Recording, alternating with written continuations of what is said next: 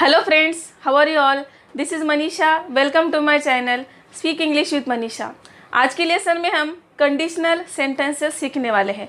Conditional sentences ऐसे sentences होते हैं कि जहाँ पे कुछ कंडीशन होगी और उसका कुछ तो भी रिजल्ट होगा। जैसे कि अगर मेरे पास पैसे होते तो मैं तुम्हें देता। कंडीशन है कि मेरे पास पैसे होते, रिजल्ट है कि तो मैं तुम्हें देता। या फिर अगर आप बुक पढ़ोगे तो आपको नॉलेज मिलेगा। कंडीशन है कि आपने बुक पढ़ना चाहिए, रिजल्ट ये निकलेगा कि आपको नॉलेज मिलेगा। अगर वो बाहर नहीं जाता तो उसे कोरोना नहीं होता। वो बाहर गया, उसका रिजल्ट ये हो गया कि उसको कोरोना हो गया। या फिर अगर आप उस दिन उसे प्रपोज करते तो आज वो आपके साथ होती। तो आपने उसे प्रपोज नहीं किया, इसीलिए वो आज आपके साथ में नहीं है। तो इसका रिजल्ट ये निकला। तो कंडीशनल सेंटेंसेस ऐसे होते हैं कि कुछ कंडीशन रहेगी और उसका कुछ तो भी रिजल्ट निकलेगा। तो इंग्लिश लैंग्वेज में 4 कंडीशनल सेंटेंसेस होते हैं, 0, फर्स्ट, सेकेंड एंड थर्ड। ऐसे 4 कंडीशनल्स होते हैं इंग्लिश लैंग्वेज में। तो आज हम देखेंगे कि कंडीशनल सेंटेंसेस क्या होते हैं और कहाँ पे कौन सी कंडीशनल सेंटेंस हम यूज़ कर सकते हैं। चलो शुरू करते हैं। जैसे कि मैंने आपको बताया, इंग्लिश लैंग्वेज में 4 कंडीशनल सेंटेंसेस होते हैं। तो यहाँ पे मैंने एक चार्ट बनाया है। ये चार्ट के ज़रिए हम समझ लेते हैं कि कौन से कंडीशनल में कौन सा टेंस का सेंटेंस आता है। तो यहाँ पे कंडीशनल है 0, 1, 2 एंड 3। तो ऐसे 4 कंडीशनल होते हैं। तो जब 0 कंडीशनल की बात होती है तो if clause and main clause. Clause मतलब सेंटेंसेस। तो 0 कंडीशनल के सेंटेंसेस में इफ़ क्लॉज में आएगा सिंपल प्रेजेंट टेंस का सेंटेंस एंड मेन क्लॉज में भी आएगा सिंपल प्रेजेंट का सेंटेंस। यानी कि 0 कंडीशनल के सेंटेंसेस में दोनों भी क्लॉजेस में यानी कि दोनों भी सेंटेंसेस में सिंपल प्रेजेंट ही यूज होता है। देन फर्स्ट कंडीशनल में इफ क्लॉज में सिंपल प्रेजेंट टेंस यूज होता है एंड मेन क्लॉज में सिंपल फ्यूचर टेंस यूज होता है। देन सेकंड कंडीशनल में इफ क्लॉज में भी पास्ट यूज होगा एंड मेन क्लॉज में भी पास्ट ही यूज होगा। यहाँ पे दोनों भी क्लॉजेस में पास्ट टेंस के ही सेंटेंसेस आते हैं। देन थर्ड कंडीशनल के इफ क्लॉज में भी परफेक्ट टेंस ही आएगा एंड मेन क्लॉज में भी परफेक्ट टेंस ही आएगा। तो अभी हमें यह समझ में आया कि कौन से कंडीशनल के सेंटेंस में कौन से टेंस यूज होते हैं। तो ये सारा हम डिटेल में सीखने वाले हैं। आज के इस लेसन में हम सीखेंगे 0 कंडीशनल कि 0 कंडीशनल के सेंटेंसेस हम कैसे बोल सकते हैं। तो चलो शुरू करते हैं 0 कंडीशनल के सेंटेंसेस। तो इंग्लिश लैंग्वेज में जो 4 कंडीशनल सेंटेंसेस होते हैं, आज के पार्ट में हम 0 कंडीशनल सेंटेंसेस कवर करने वाले हैं। तो सबसे पहले देखते हैं कि 0 कंडीशनल सेंटेंसेस जो होते हैं वो यूज़ कहाँ करते हैं। 0 कंडीशनल के जो सेंटेंसेस होते हैं वो हमेशा जनरल ट्रूथ या फिर यूनिवर्सल ट्रूथ दिखाने के लिए यूज़ करते हैं। यानी कि ऐसे सेंटेंसेस हम बताते हैं कि जो सिचुएशन कभी भी चेंज नहीं होगी, वो हमेशा वैसे के वैसे रहेगी। ओके, उसमें कोई भी चेंज नहीं होगा। तो जनरल ट्रूथ या फिर यूनिवर्सल ट्रूथ अगर बताना है तो हम यूज़ करते हैं 0 कंडीशनल के सेंटेंसेस। तो आज के पार्ट में हम देखेंगे positive and negative sentences of 0 conditional. तो सबसे पहले देखते हैं पॉजिटिव सेंटेंसेस। तो इसका स्ट्रक्चर समझ लेते हैं। पॉजिटिव स्ट्रक्चर जो होता है 0 कंडीशनल सेंटेंसेस का, यहाँ पे हमें 2 क्लॉजेस लेने होते हैं। तो जो पहला सेंटेंस है वहाँ पे हमें लेना होता है सिंपल प्रेजेंट और दूसरे क्लॉज में भी लेना होता है सिंपल प्रेजेंट। तो इसका स्ट्रक्चर देखिए, पहले हमें लेना है इफ़ या फिर व्हेन। हम इफ़ भी ले सकते हैं या फिर व्हेन भी ले सकते हैं। देन हमें लेना है सब्जेक्ट के बाद लेना है हमें वर्ब। अब यहाँ पे एक बात याद रखनी है कि अगर सब्जेक्ट थर्ड पर्सन सिंगुलर है तो हमें वर्ब को सफिक्स लगाना होता है। सफिक्स मीन्स यस या फिर ईएस। अगर सब्जेक्ट थर्ड पर्सन सिंगुलर है तो, अगर सब्जेक्ट थर्ड पर्सन सिंगुलर नहीं है तो हमें यहाँ पे सफिक्स लगाने की ज़रूरत नहीं है। हम सिंपली वर्ब का पहला फॉर्म ले सकते हैं। उसके बाद हमें लेना है ऑब्जेक्ट। तो ये हो गया हमारा पहला सेंटेंस। कॉमा दे के हमें लेना है दूसरा सेंटेंस जिसमें हमें लेना है सब्जेक्ट प्लस वर्ब का पहला फॉर्म। यहाँ पे भी अगर सब्जेक्ट थर्ड पर्सन सिंगुलर होगा तो यहाँ पे भी हमें सब्जेक्ट, अगर थर्ड पर्सन सिंगुलर है तो वर्ब को सफिक्स लगाना होता है यस या फिर ईएस, उसके बाद ऑब्जेक्ट। तो यहाँ पे भी आपको समझ में आया वो होगा कि ये दोनों भी क्लॉजेस में हमें सिंपल प्रेजेंट ही लेना है। तो we will see some examples. यहाँ पे हमारा पहला एग्जाम्पल है, if water reaches 100 degrees it boils. यानी कि अगर पानी 100 डिग्री सेल्सियस तक पहुँचता है, यानी कि जब आप उसे हीट करते हो तो जब वो 100 डिग्री सेल्सियस तक पहुँचेगा तो वो उबलेगा।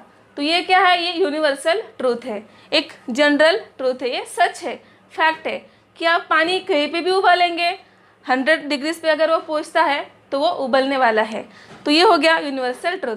तो एज पर द स्ट्रक्चर हमने पहले सेंटेंस में भी सिंपल प्रेजेंट का ही क्लॉज लिया है, इफ़ लिया, सब्जेक्ट लिया वाटर, यहाँ पे वाटर थर्ड पर्सन सिंगुलर है इसलिए यहाँ पे हमने वर्ब को सफिक्स ES लगाया, CH से एंड हो गया इसलिए यहाँ पे हमें ES लगाना होता है। 100 डिग्रीज एंड कॉमा दे के next sentence it boils. So if water reaches 100 degrees it boils, यानी कि पानी अगर 100 डिग्री सेल्सियस तक पहुँचता है तब वो उबलता है। ये सेंटेंस हो गया हमारा पहला एग्जाम्पल।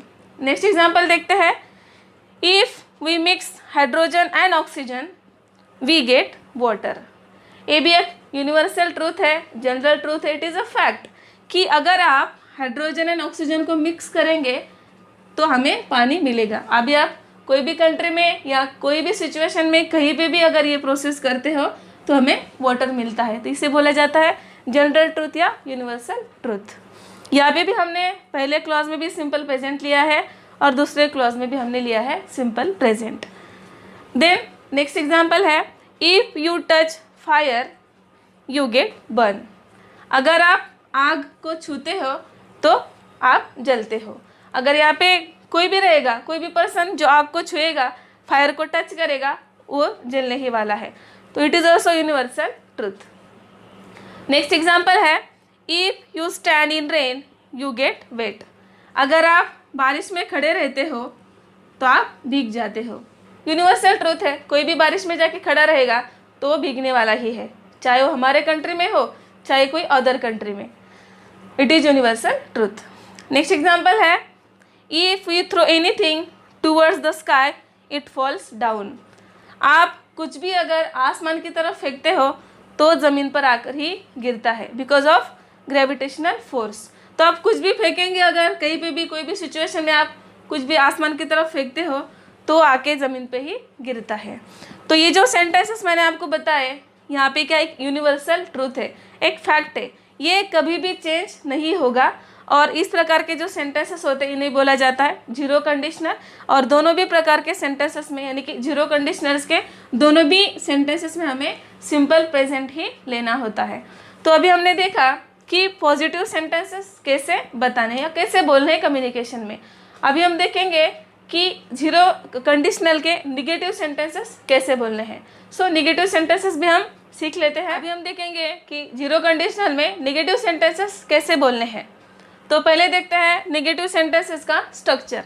यहाँ पे हमें इफ़ या फिर व्हेन लेना है प्लस सब्जेक्ट। अभी निगेटिव सेंटेंस है तो यहाँ पे हमें डोंट या फिर डजंट यूज़ करना है। अगर subject I we you they है तो हमें डोंट लेना होगा। और अगर सब्जेक्ट ही शी इट, यानी कि सब्जेक्ट अगर थर्ड पर्सन सिंगुलर है तो हमें डजंट लेना होगा।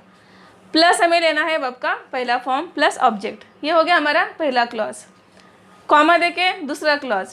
अभी यहाँ पे एक इम्पॉर्टेंट बात है कि जो सेकंड क्लॉज होता है, कि जो सेकंड सेंटेंस होता है, वहाँ पे हम पॉजिटिव सेंटेंस भी ले सकते हैं या फिर निगेटिव सेंटेंस भी ले सकते हैं, लेकिन पहले क्लॉज में हमें निगेटिव ही लेना है। तो अगर यहाँ पे पॉजिटिव सेंटेंस है तो सब्जेक्ट प्लस V1, अगर थर्ड पर्सन सिंगुलर है तो सफिक्स लगाना है यस या फिर ES प्लस ऑब्जेक्ट। या फिर अगर निगेटिव स्ट्रक्चर लेना है, यानी कि निगेटिव क्लॉज लेना है, तो स्ट्रक्चर होगा सब्जेक्ट प्लस डोंट या फिर डजंट प्लस वर्ब का पहला फॉर्म प्लस ऑब्जेक्ट। यानी कि निगेटिव सेंटेंसेस जो है जीरो कंडीशनल में हम दोनों भी क्लॉजेस निगेटिव ले सकते हैं या फिर पहला निगेटिव एंड दूसरा पॉजिटिव भी ले सकते हैं। तो अभी हम देखेंगे यहाँ पे कुछ एग्जाम्पल्स। फर्स्ट एग्जाम्पल है, if you don't exercise you get fat. अगर आप एक्सरसाइज नहीं करते हो तो आपके फैट बढ़ जाते हैं। Okay, if you don't exercise, तो यहाँ पे हमने एज पर द स्ट्रक्चर जो पहला क्लॉज है वो निगेटिव लिया है। इफ़ लिया, सब्जेक्ट, सब्जेक्ट यू है इसलिए यहाँ पे हमने लिया डोंट, और exercise object, okay sorry exercise verb लिया है हमने, यहाँ पे ऑब्जेक्ट की ज़रूरत नहीं है। देन नेक्स्ट है यू गेट फैट, तो यहाँ पे हमने पॉजिटिव सेंटेंस लिया है। जैसे कि मैंने आपको बताया हम पहला जो क्लॉज है वो निगेटिव लेना होता है, लेकिन दूसरा क्लॉज हम पॉजिटिव भी ले सकते हैं या फिर नेगेटिव भी ले सकते हैं। तो if you don't exercise you get fat, it is a general truth. Next example है if she doesn't eat food she doesn't get energy, अगर वो खाना नहीं खाती है तो उसे एनर्जी नहीं मिलती है।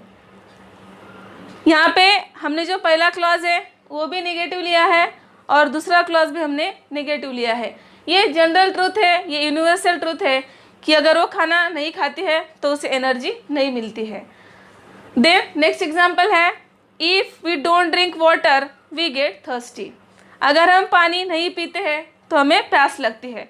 कोई भी पानी नहीं पिएगा तो उसे प्यास तो लगेगी, चाहे वो ह्यूमन बीइंग हो चाहे एनिमल हो। तो if we don't drink water, अगर हम पानी नहीं पीते हैं तो हमें प्यास लगती है। इट इज़ जनरल ट्रूथ या it is universal truth, it is a fact, ये हमेशा ऐसे के ऐसे ही रहेगा। देन नेक्स्ट एग्जाम्पल है if you don't study you don't get good marks, अगर आप पढ़ाई नहीं करते हो तो आपको अच्छे मार्क्स नहीं मिलते हैं। पढ़ाई नहीं करेंगे तो ऑब्वियसली अच्छे मार्क्स नहीं मिलेंगे। तो यहाँ पे ये भी जनरल ट्रूथ या यूनिवर्सल ट्रूथ है।